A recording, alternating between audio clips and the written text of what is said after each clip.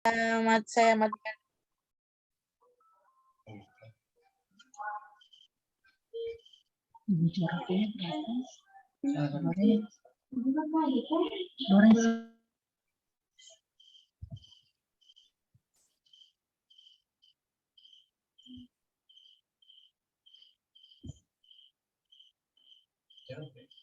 Tunggu dulu.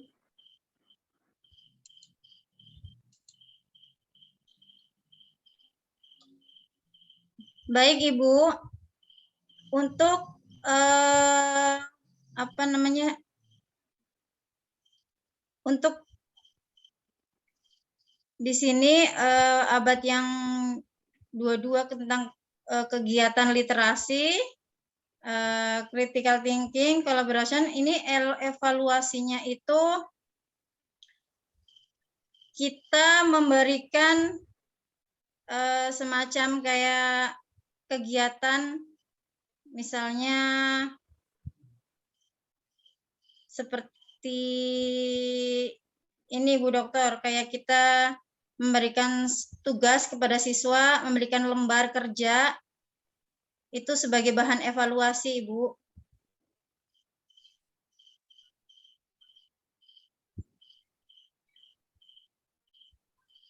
Halo Ibu. Ibu speakernya. Iya.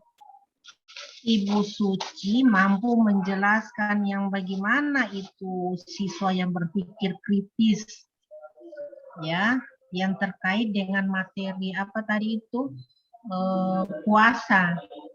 Kan di langkah-langkah pembelajaran Ibu Suci itu kan menerapkan keterampilan abad 21. Nah, saya minta dijelaskan kembali yang bagaimana itu instrumen yang terkait dengan aspek kemampuan yang berpikir kritis. Kan di samping berpikir kritis, ada juga yang berpikir kreatif. Iya kan? Pasti itu beda hasilnya. Nah, itu tolong dijelaskan bagaimana pandangan Ibu Suci terkait dengan di dalam melakukan evaluasi.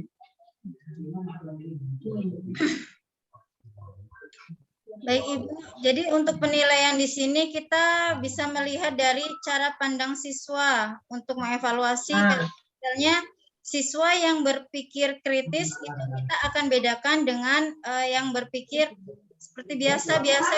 Kalau siswa berpikir kritis lebih banyak bertanya kepada guru tentang sesuatu yang tidak diketahui Ibu. Terus? Ya.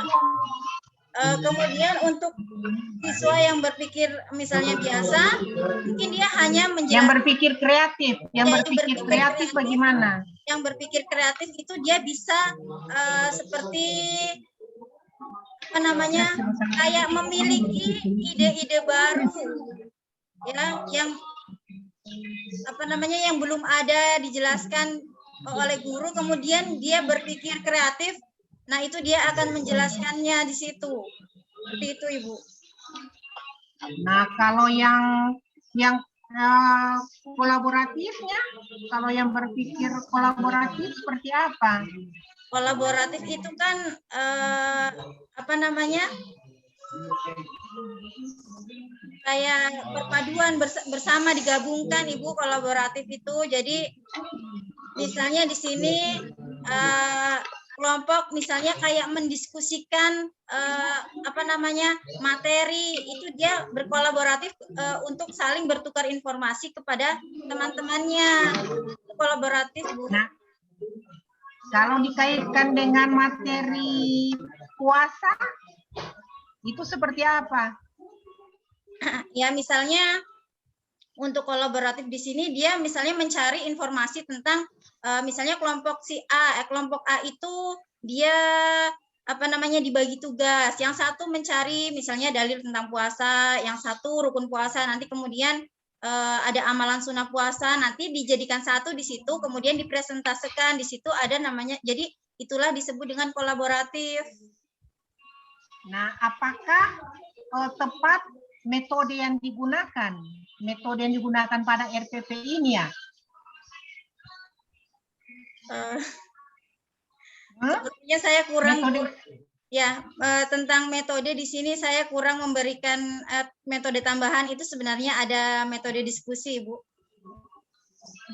Metode yang digunakan pada RPP ini apa pada materi ini? Ada di situ saya menuliskan metodenya adalah kayak ceramah bervariatif. Ceramah yang bervariatif itu seperti apa?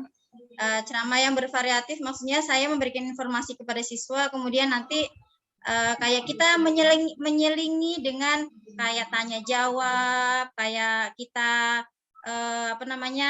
kita tampilkan juga di situ kayak misalnya gambar untuk misalnya gambar berbuka supaya siswa itu paham tentang oh ternyata misalnya bacaan puasa doa berbuka puasa itu seperti ini, kita bisa tampilkan seperti itu. Jadi kita tambah-tambahin itu variatif di situ. Maksud saya seperti itu. Oke. Pertanyaan, mohon maaf ini agak berisik karena ya enggak apa-apa. Soalnya ada di kampus. Pertanyaan kedua,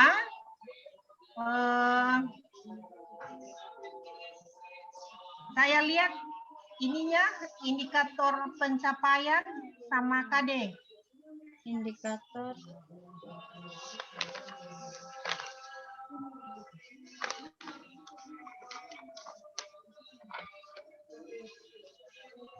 Ya. Ini indikator. Mohon maaf Ibu.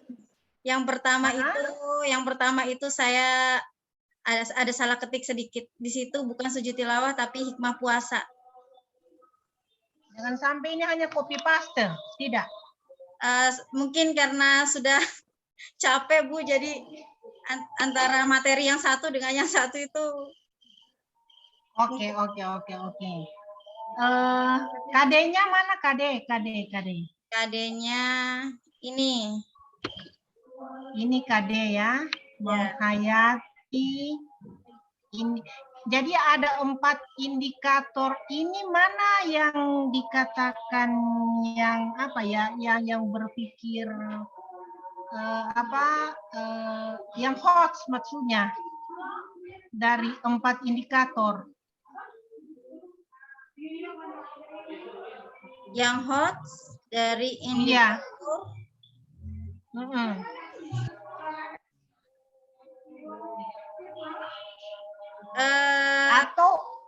Atau pertanyaan saya begini, bagaimana caranya Ibu Suci mengembangkan RPP yang orientasinya pada hoax, artinya di dalam menyusun indikator, itu pertanyaan saya. Ini misalnya untuk kompetensi dasar 3.3 ini menganalisis ketentuan ibadah puasa. Di sini kan siswa di sini dia kalau kita bilang itu dia lebih harus berpikir kritis, jadi dia lebih kayak tingkat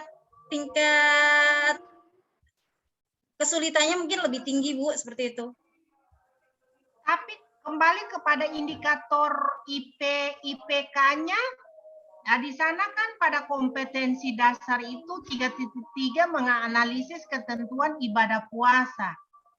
Nah, pada IPK-nya justru menyebutkan mana seharusnya kan indikator itu kan menjawab kompetensi ya. Kalau nggak salah ya, mungkin bisa diluruskan sama Pak Wahab.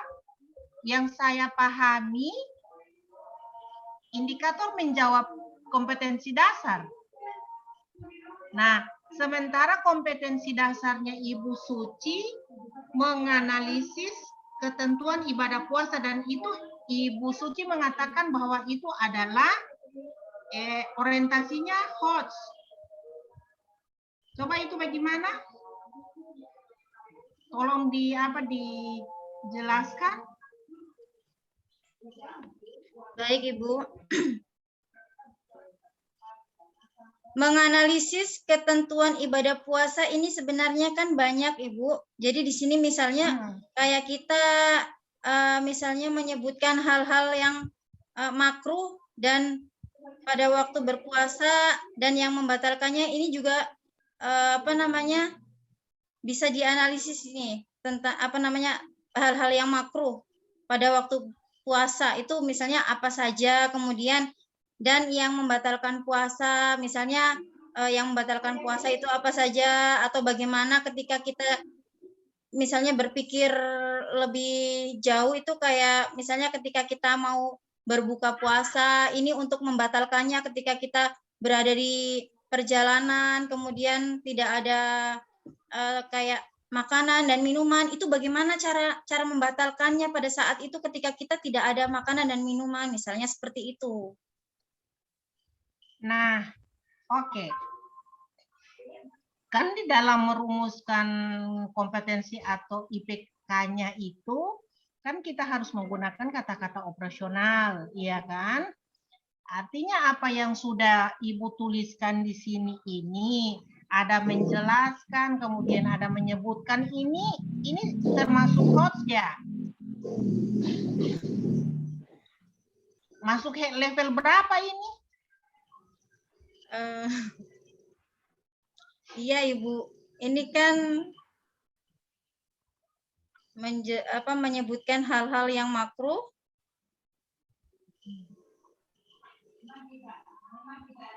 Ini juga termasuk HOTS Ibu. Karena tadi, ya? Tapi maksudnya tadi yang saya katakan bahwa untuk berpikir yang lebih, maksudnya yang misalnya kayak begini nih, dan yang membatalkan puasa misalnya, ini tadi saya jelaskan bahwa. Oke. Ya Ibu. Silakan Ibu. Silakan Ibu Suci lanjut. Ya, ini di sini tadi saya ulangi kembali.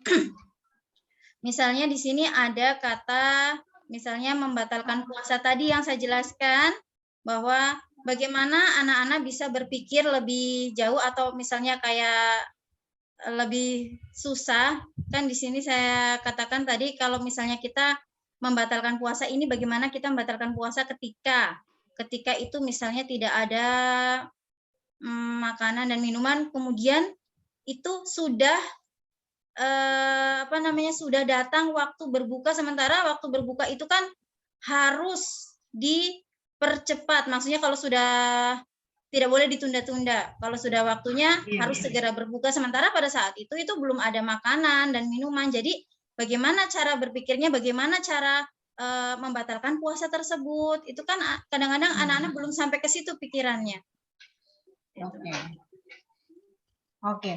Pertanyaan berikut Ibu Suci ya. Ya, Bu.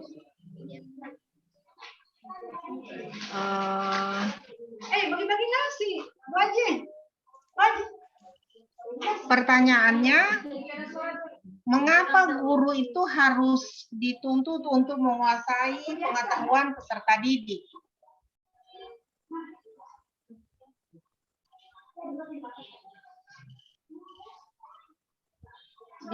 Bisa diulang, Ibu? Mengapa guru ya dituntut untuk menguasai pengetahuan tentang peserta didik? Baik, Ibu.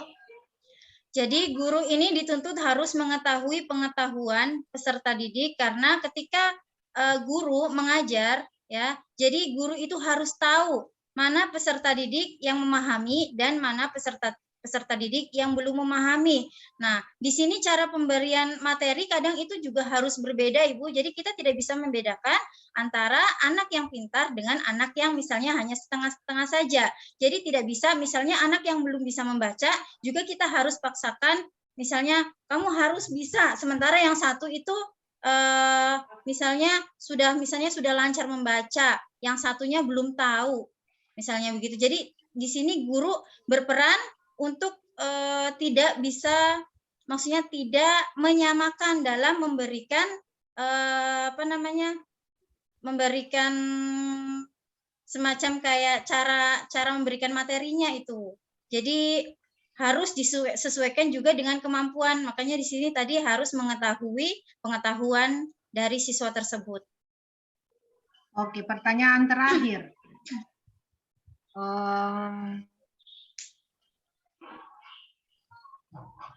Kenapa guru dituntut untuk harus menguasai teori belajar pada saat beliau mengajar? Artinya seperti itu.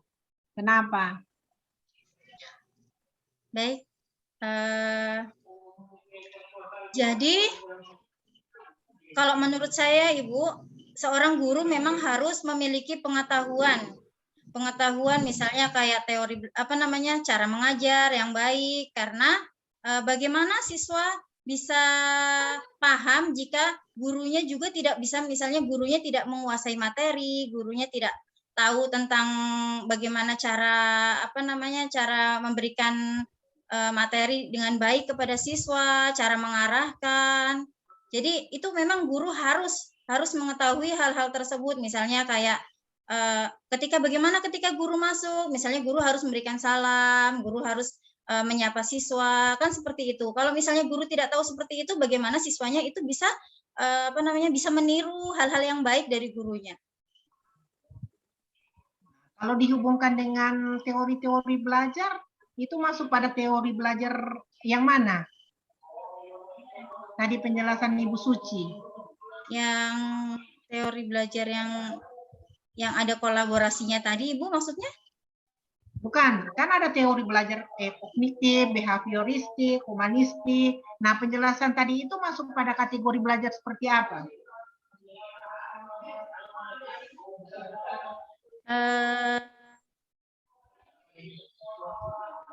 Kan tadi Ibu pertanyaan saya tadi kan, kenapa guru itu harus berpedoman pada teori belajar pada saat pembelajaran, pada saat mengajar.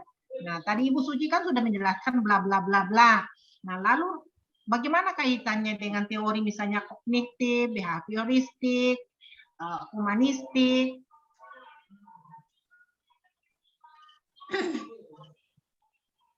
Kalau dikaitkan dengan teori misalnya kognitif kan memang guru memang harus memahami misalnya keadaan siswa, Ibu. Jadi di situ peran aktifnya guru. Harus bisa paham antara siswa yang satu dengan yang lainnya. Kalau behavioristik?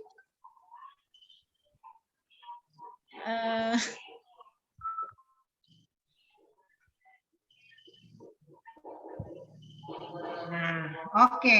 Nah, itulah yang saya katakan tadi. Mengapa seorang guru itu harus menguasai teori-teori belajar pada saat dia mengajar. Oke, nanti Ibu Suci kembangkan lagi ya. Terima kasih. Assalamualaikum warahmatullahi wabarakatuh. Waalaikumsalam warahmatullahi wabarakatuh. Terima kasih, Bu Dokter. Terima kasih sama-sama. Dilanjutkan oleh Pak Wahab. Silakan ya. Baik, Bu.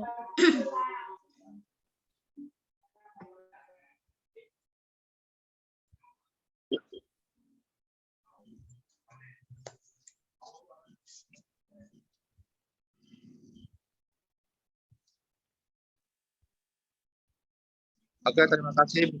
Assalamualaikum. Waalaikumsalam, Bapak. Halo, Ibu Suci. Halo, Pak. Ya.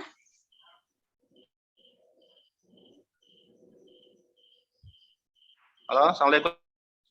Waalaikumsalam warahmatullahi wabarakatuh. Iya, Pak.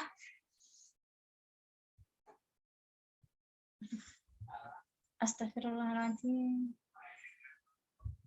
Mas, Pastor Farhan jangan nelpon, HP ku lagi dipakai mati. Kasih tahu Farhan, gimana ini? Terputus lagi ya. Direct instruction ya. Halo Bapak.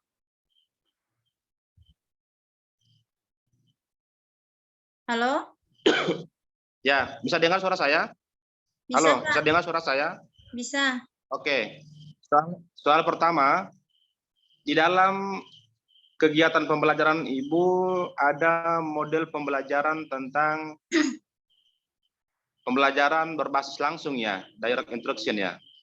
Iya. Gitu ya. Boleh dijelaskan bagaimana cara menerapkan itu dalam kegiatan pembelajaran? Silakan, Bu. Iya, Pak.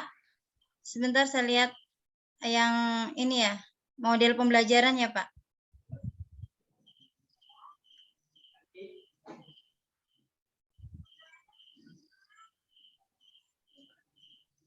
Metode pembelajaran, Pak? Ya. Model sebenarnya. Model atau direct instruction. Oh, ya, pembelajaran langsung di sini maksudnya Bapak guru itu setelah misalnya memberikan kayak pembukaan, memberikan salam, memberikan persepsi kepada siswa. Nah, kemudian menjelaskan materi yang akan dibahas pada saat itu. Kemudian pembelajaran langsung di sini guru memberikan informasi-informasi kepada siswa secara langsung, Pak. Oke.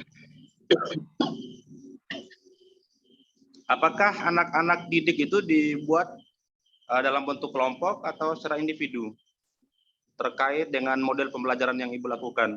Ya, itu baik. metodenya apa? Metodenya apa itu? Metodenya di sini tadi adalah ceramah bervariasi. Tadi saya sudah katakan pada Ibu Dokter, saya di sini kurang memberikan metode, ada satu lagi yaitu kita menggunakan metode diskusi, Bapak. Jadi di sini siswa di dalam pembelajaran ini tadi saya sudah membagi kayak kelompok. Kelompok ya? Kelompok atau ceramah? Ya, dipadukan Bapak setelah ada ceramah bervariasi, kemudian kita juga bisa membagi kelompok, makanya di situ disebut dengan diskusi.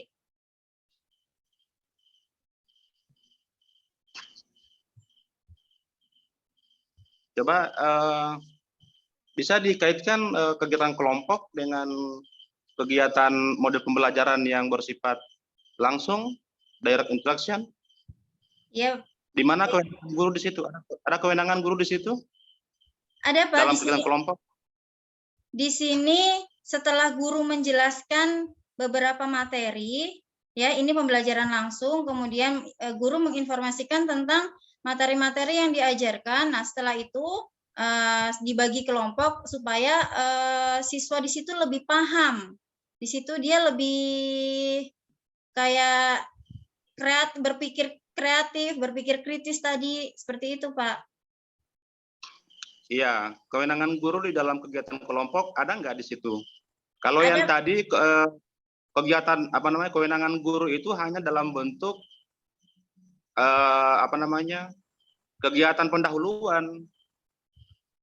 Guru terjun langsung kan, itu kan langsung, berarti itu sesuai dengan model pembelajaran, ya, direct instruction. Oke, tapi itu hanya pendahuluan. Nah, pada saat kegiatan inti, siswa dibagi kelompok atau enggak? Pada saat kegiatan inti, itu siswa dibagi kelompok, Pak. Saya tadi katakan bahwa di sini ada tambahan metode, Pak. Ya. Kalau dibagi kelompok, di mana kewenangan guru untuk mengimplementasikan model pembelajaran itu? Karena kalau sudah dibagi kelompok, di sana sudah masuk pada aspek kritik, critical thinking, ada collaboration, ada communication. Nah, terus kewenangan guru di situ apa? Ada nggak di situ kewenangan guru? Kewenangan guru ketika diskusi itu guru mengarahkan, Pak. Di situ. Mengarahkan misalnya kelompok ini, pembahasannya ini, nanti misalnya guru juga memandu untuk misalnya kayak siswa itu. Guru di situ hanya, Ibu Suci, berarti guru di situ hanya sebagai mediator, bukan memberikan instruksi langsung tentang masalah materi yang diajarkan. Begini, Pak, ketika siswa sudah melakukan presentase, ya, jadi di situ kadang-kadang ada anak-anak misalnya misalnya ada pertanyaan yang tidak bisa menjawab, itu guru yang akan berperan langsung membantu siswa yang belum bisa menjawab, Pak. Seperti itu. Jadi guru juga berperan di situ, dia kayak memberikan solusi. Solusi misalnya jawaban yang tidak bisa dijawab oleh siswa, misalnya dari pertanyaan kelompok lain, itu guru nanti yang akan menjelaskan atau menambahkan jawaban dari kelompok yang tidak bisa menjawab itu. Berarti itu masuk pada kegiatan penutup, bukan kegiatan inti. Di situ guru sudah masuk pada penyimpulan. Berarti ini sebenarnya sudah pas. Iya kan, sudah pas sebenarnya ini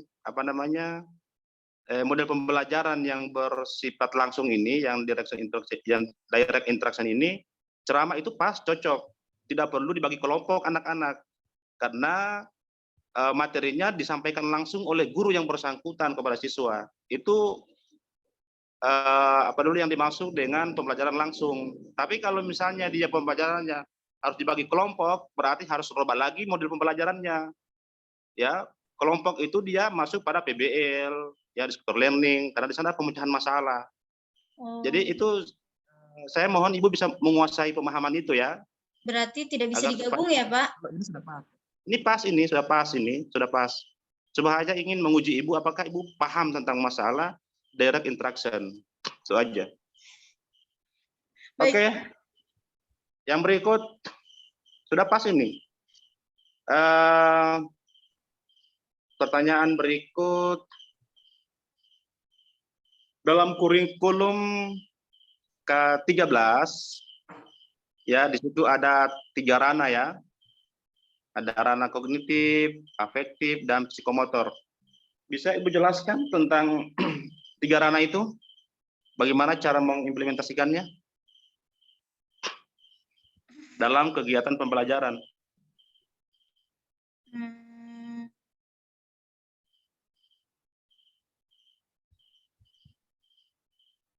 Afektif.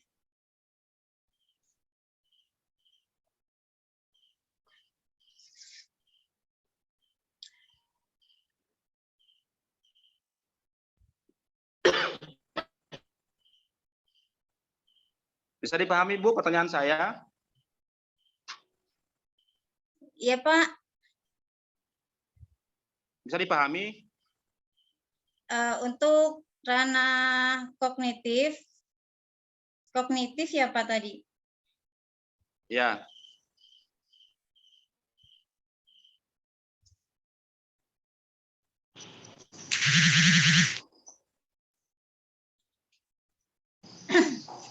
Bisa dimengerti, Bu? Ya, kalau ranah kognitif itu adalah pengetahuan, Pak. Kemudian kalau afektif itu dia lebih lebih berperan ke sikap. Sementara psikomotor itu dia ke keterampilan. Sekali lagi Ibu, Ibu harus pahami ya tentang struktur penyusunan RPP. Dalam RPP kan ada mengandung 3 ranah ya dalam kegiatan pembelajaran. Ada ranah kognitif. Kognitif itu apa? Dia termasuk dalam kompetensi apa? Ya. Kemudian afektif itu masuk pada kompetensi apa? Sedangkan psikomotor masuk pada kompetensi apa? Harus tahu itu, Bu, ya. Bisa dijelaskan, Bu? Kalau tadi itu jawabannya agak terbalik. Kognitif kan masa pengetahuan. Kognitif itu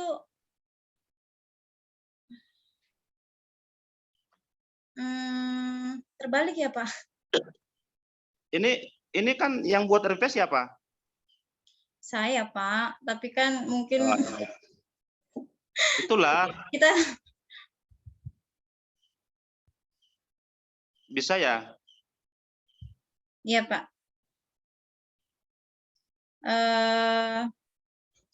Untuk kognitif itu penilaian sikap ya, Pak? Terus sikap ada berapa? Sikap ada berapa? Sikap ada berapa? sikap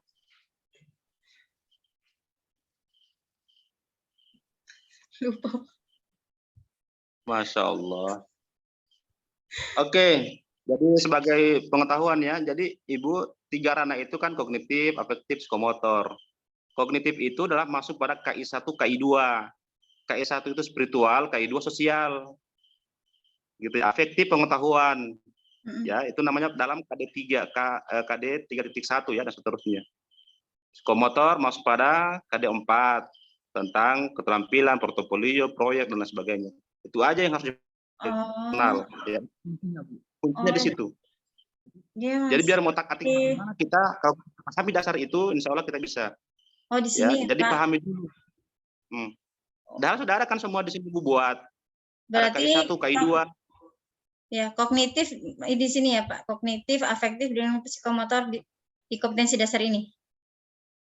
Enggak, kalau kognitif itu dia masuk pada KI 1. Oh, ini. Dan KI 1-nya adalah aspeknya sosial, spiritual. Coba lihat KI 1. Iya Pak, ini. KI 1. Nah, apa itu coba? Menghargai dan menghayati ajaran agama Islam yang dianutnya. Itu KI 1, berarti aspeknya spiritual. Tentang masalah sopan santun dan lain sebagainya. Coba KI 2, lihat KI 2. KI 2 di sini adalah menghargai dan menghayati perilaku jujur, disiplin, tanggung jawab. Oke, berarti itu sosial. Itu sosial Bu ya. Iya Pak. Itu masuk ke ranah kognitif. Maka penilaiannya seperti apa? Penilaiannya dalam bentuk observasi atau antar teman atau pengamatan guru. Itu untuk ranah KI 1 dan KI 2, namanya kognitif. Sedangkan untuk afektif itu pengetahuan. Nah, pengetahuan itu dia masuk pada pembelajaran, ada kegiatan inti, pendahuluan dan penutup serta evaluasi. Itu adalah KI 3 tentang masalah pengetahuan. Kemudian KI 4 itu masuk pada praktek atau psikomotornya peserta didik. Cara kita menilai dengan cara ada 4 juga, ada 5 ya. Baik praktek, portfolio, proyek maupun produk. Ada 5 ya. Itu yang harus kita kuasai Bu sebagai guru profesional. Gitu ya. Ya, oke, terakhir dari saya pertanyaannya, ini K13 ini kan mencakup 13 komponen ya, 13 komponen ya untuk RPP-nya. Bisa disebutkan komponennya apa saja?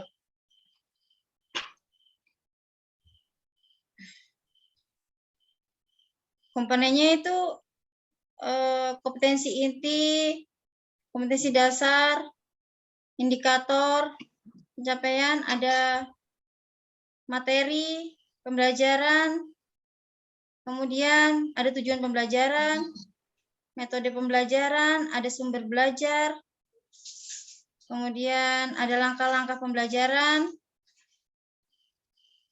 ada penilaian, dan ada penutup. Ya Pak. Oke. Jadi Ibu untuk sebagai pengetahuan ini ya, meskipun ini ujian, 13 komponen pada RPP itu dia dimulai dari identitas sekolah, mata pelajaran, kelas, semester, kemudian alokasi waktu, terus masuk pada kompetensi dasar, masuk kepada tujuan pembelajaran, dan seterusnya, sampai 13, sampai pada penilaian. Itu aja ya Ibu ya, mungkin sebagai guru profesional mungkin bisa sering mengupdate informasi dan mengupgrade kompetensi. Insya Allah Ibu bisa menjadi guru yang profesional. Mungkin itu dari saya, Dokter. Terakhir kita baca Quran ya, baca tulis Quran ya. Iya Pak. Ya, bisa diambilkan Al-Quran. Al-Quran Pak. Ya. Saya ambil Al-Quran dulu. Atau di handphone aja, ada handphone kan? Ada Pak, tapi aplikasinya susah dibuka Pak. Al-Quran saja ya Pak. Oke, ambilnya di mana? Jauh ya? Ini Pak, sudah ada. Oh iya, oke. Oke. Pertanyaannya adalah yang Ibu baca ayat yang berhubungan dengan materi Ibu tentang puasa, berarti ayat apa yang akan dibaca? Yang dulu Pak.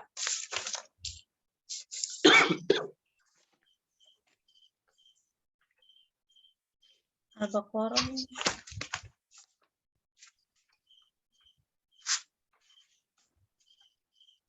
Al-Baqarah ayat 183. Ya ayyuhalladzina amanu itu. Al-Baqarah 183. 83 ya Pak?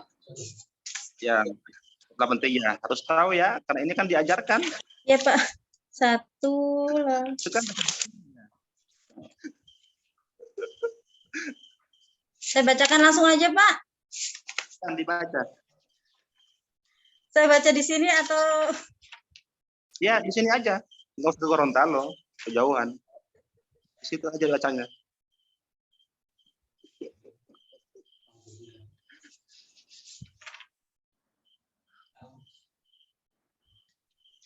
A'udzu billahi minasyaitonir rajim. Bismillahirrahmanirrahim. Ya ayyuhalladzina amanu kutiba alaikumusyamu kama kutiba alal ladzina min qablikum la'allakum tattaqun. Oke, cukup. Silakan ditulis Bu ayat itu. Al-Qur'annya ditutup saja. Al-Qur'annya ditutup, ambil kertas. Kemudian spidol. Silakan ditulis ayat itu.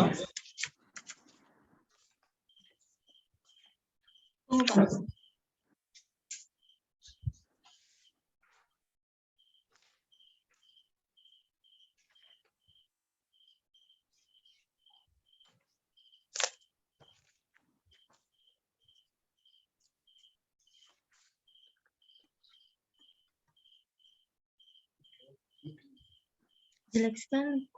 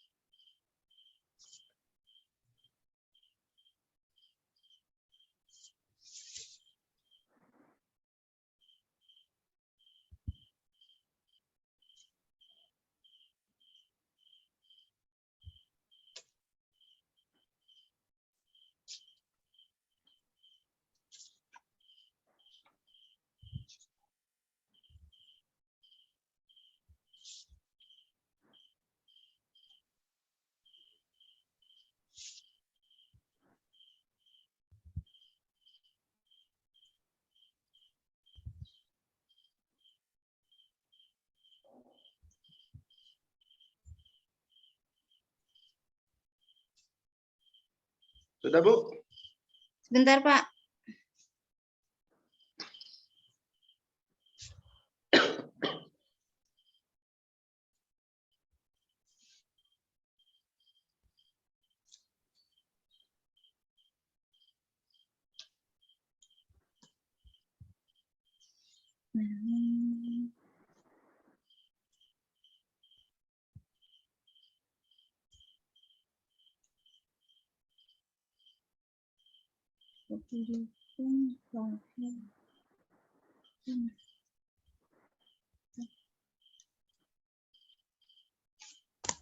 Sudah Pak. Oke, bisa diperlihatkan. Bisa diangkat. Didekatkan lagi.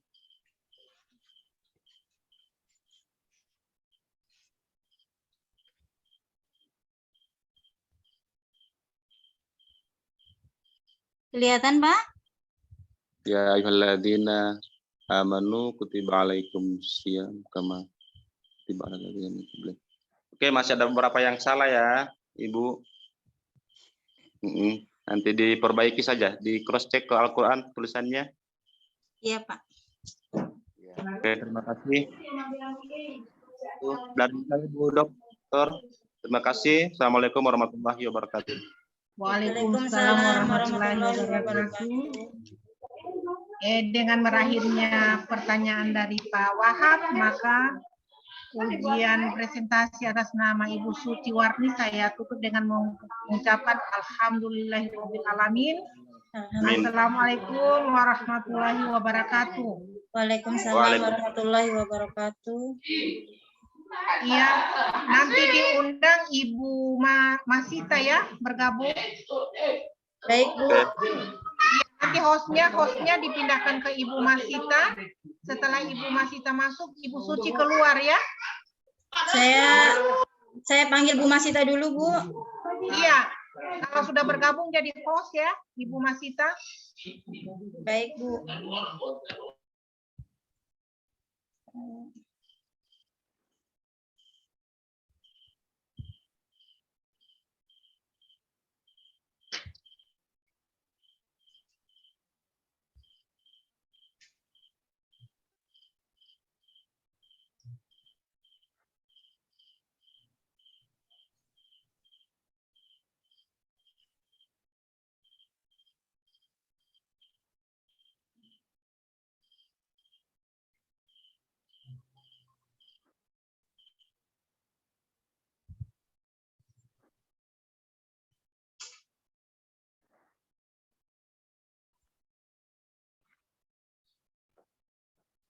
Ibu Masita sudah bergabung Ibu Suci? Sudah saya dihubungi dulu? Iya, dihubungi. Iya, Bu, sementara dihubungi.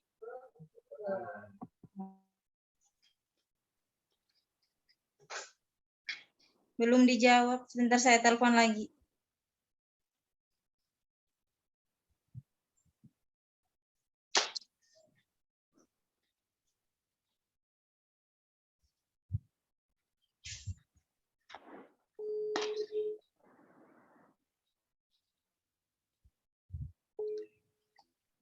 Sudah, Bu. Sudah. Okay. Sudah masuk?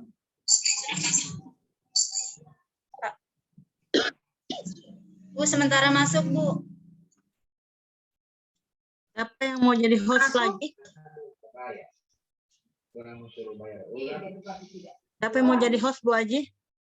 Mana saya nak tersimpan nanti videonya? Ibu Masita. Nanti Sebentar dulu, saya belum pindah. Assalamualaikum Ibu Masita. Waalaikumsalam. Cek Bu Dokter. Iya, nanti hostnya Ibu Masita ya. Oh iya Bu. Biar Ibu Masita yang rekam. Iya Bu. Saya Ya, pindahkan. sudah tahu kan? Iya, pindahkan ke Ibu Masita. Biar. Iya. Sudah Bu. Ibu Suci keluar saja. Oh, begitu? Ya. Ibu Suci keluar, Ibu Suci. Berarti saya enggak usah pindahkan, Bu. Sudah pindah Bu. Oke. Nah, Ibu Suci keluar ya. Baik, Bu.